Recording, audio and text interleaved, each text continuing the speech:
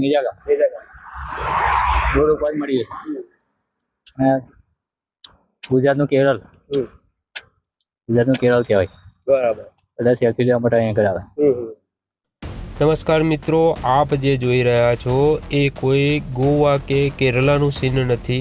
મિત્રો, આ જે દ્રશ્ય છે એ કોઈ ગોવા કે કેરલાનું નથી, પરંતુ ગુજરાત રાજ્યના આણંદ જિલ્લાના ખંભાત તાલુકાના નેજા ગામનું છે.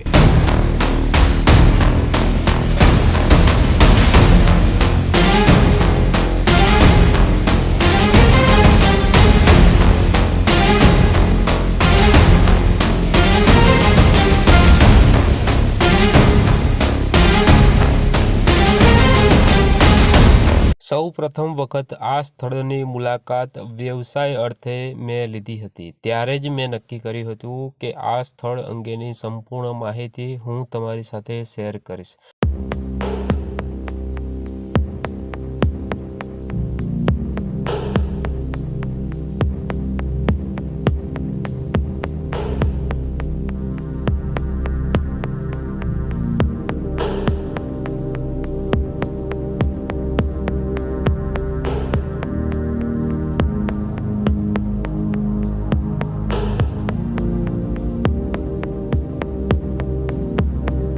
નમસ્કાર મિત્રો, તો આપ આ જે જોઈ રહ્યા છો એ તાળ આશરે 500-600 વર્ષ જૂના છે.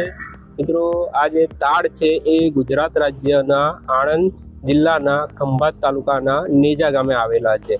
તો મિત્રો, આપ જોઈ શકો છો આ જે તાળ છે એ આશરે 500-600 વર્ષ જૂના છે. તેમજ મિત્રો, અહીંયા મોટા મોટા તાળના ખેતરો આવેલા છે, તેમજ રોડની બંને બાજુએ તાળ ઉગેલા છે. અને મિત્રો, અહીંયા જે તાળના જે બીજ પડે છે એમાંથી આ રીતના બીજા તાળ ઉગતા જ રહે છે. માટે મિત્રો, આ જે સ્થળ છે જે નેજા ગામે આવેલું છે, અને મિત્રો આ જે સ્થળ છે એ તારાપુરથી ખંભાત જતા રસ્તામાં તમને નેજા ગામ આવશે, ત્યાં આવેલ છે. તો મિત્રો, આ જે સ્થળ છે બ્યુટીફુલ છે, સરસ મજાનું આ સ્થળ છે. આ કોઈ કેરલા કે ગોવા નથી, પરંતુ ગુજરાતનું આણંદ જિલ્લાના ખંભાત તાલુકાનું નેજા ગામ છે. નેજા ગામે આવા તાળ આવેલા છે. અને મિત્રો, અહીંયા તાળ ફળી પણ મળે છે, સરસ મજાની. મિત્રો, તમે જે ઉનાળામાં ખાઓ છો એ તમને શિયાળામાં પણ તાળ ફળી મળી જશે. મિત્રો, આપ જોઈ શકો છો અહીંયા તાળ ફળીનું જે વેચાણ કરી રહ્યા છે ભાઈઓ છે. અને મિત્રો, અહીંયા સરસ મજાના અતિ પ્રાચીન 500 વર્ષ છે એટલા માટે પ્રાચીન કહેવાય એવા તાળ અહીંયા આવેલા છે. સરસ મજાના તાળ છે. અને મિત્રો, જે તાળ ફળી છે, જે તાળનું જે ફ્રૂટ છે એ આટલી ઊંચાઈ ઉપર ચડી અને તોડવામાં આવે છે. મિત્રો, અહીંયા ઘણા બધા લોકો પોતે પિકનિક મનાવવા માટે આવતા હોય છે. પર્યટક સ્થળ તરીકે આ જે જગ્યા છે એનો ઉપયોગ થતો હોય છે. તેમજ મિત્રો, ખંભાતની અંદર ઘણી બધી જે જગ્યાઓ છે એ ફરવાલાયક છે. મિત્રો, અહીંયા ઓઇલ વેલ એટલે કે આઝાદ ભારતનો પ્રથમ જે બોરવેલ છે એ પણ ખંભાતમાં આવેલો છે. વડુચી માતાજીનું મંદિર પણ ખંભાતમાં આવેલું છે. રાલજ સિકોતેર માતાનું મંદિર પણ ખંભાતમાં આવેલું છે. તો મિત્રો, અહીંયા તમે જ્યારે આવશો ત્યારે આ સ્થળ જ નહીં, પરંતુ તમે આ સ્થળની સાથે સાથે બીજા ઘણા સ્થળોની પણ મુલાકાત લઈ શકશો. તો મિત્રો, તમે જ્યારે પણ આવો ત્યારે થોડો સમય લઈને આવજો. આજુબાજુમાં ઘણી બધી જગ્યાઓ છે જેનું તમે મુલાકાત લઈ શકો છો. મિત્રો, આ જે સ્થળ છે એની બાજુમાં જે લુણેજ ગામ છે ત્યાં લુણેશ્વર મહાદેવનું મંદિર પણ આવેલું છે. તારાપુર નજીક મિત્રો શાળા હનુમાનજીનું મંદિર આવેલું છે. તારાપુર સુધીના રોડ પર જૈન કલ્યાણી માતાજીનું મંદિર આવેલું છે. આશાપુરી માતાજીનું મંદિર આવેલું છે. તો મિત્રો, જ્યારે પણ તમે આ જે વિસ્તાર છે એની મુલાકાત લેવાનું નક્કી કરો ત્યારે થોડો સમય લઈને આવજો. અને આ જે બધી જગ્યાઓ છે, આ જે બધા સ્થળ છે એ અતિ પ્રાચીન સ્થળ છે, ઘણા વર્ષો જૂના સ્થળ છે, તો એની પણ તમે મુલાકાત લઈ શકો.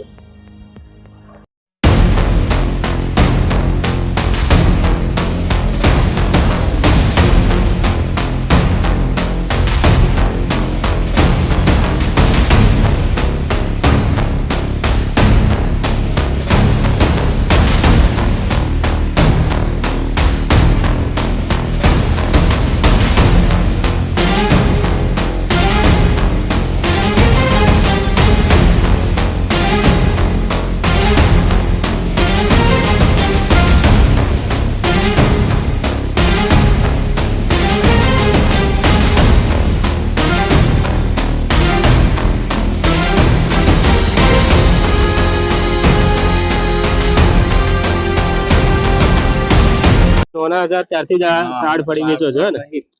બરાબર બરાબર. અને આ તાડ કેટલા જૂના હશે એવું હશે ખબર હશે તમને? 500 વર્ષ 500 વર્ષ જૂના હશે એમ ને? બરાબર બરાબર. સરસ સરસ સરસ.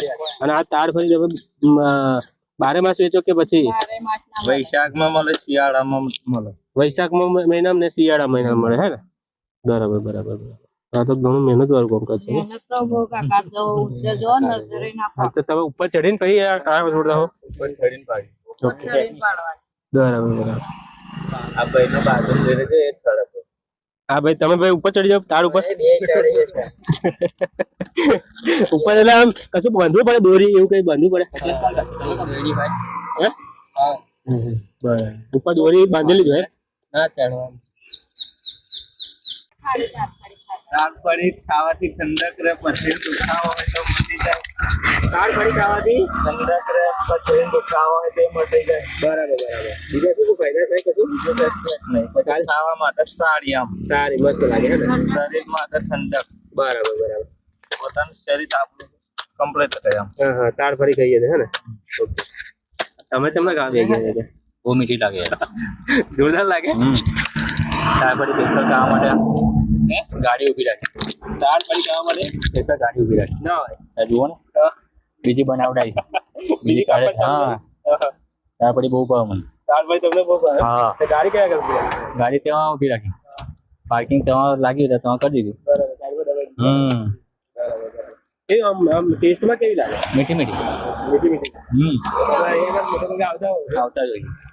અમારા લક્ષ્મણભાઈ ભાઈ બનજો ને એમની અંગાતે ખાધો તમે જો તારે એમ લાવ તો મને થોડી ખબર મને નોની ને આટલી બધી નહીં ખાય. નોની એમને કાપી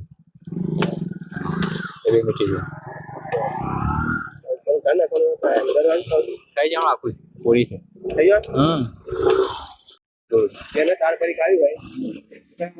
બીજા કામ જોડો કોઈ મળી જાય. ગુજરાતનું કેરળ. ગુજરાતનું કેરળ કહેવાય. બરાબર. બધા સેલ્ફી લેવા માટે અહીંયા કરાવે. તો મિત્રો, કુદરતી સૌંદર્યની દ્રષ્ટિએ આ સ્થળ એટલું સુંદર છે કે અહીંયા લોકો સેલ્ફી અને ફોટા પાડવાની સાથે સાથે પ્રી વેડિંગ શૂટિંગ માટે પણ અહીંયા આવતા હોય છે.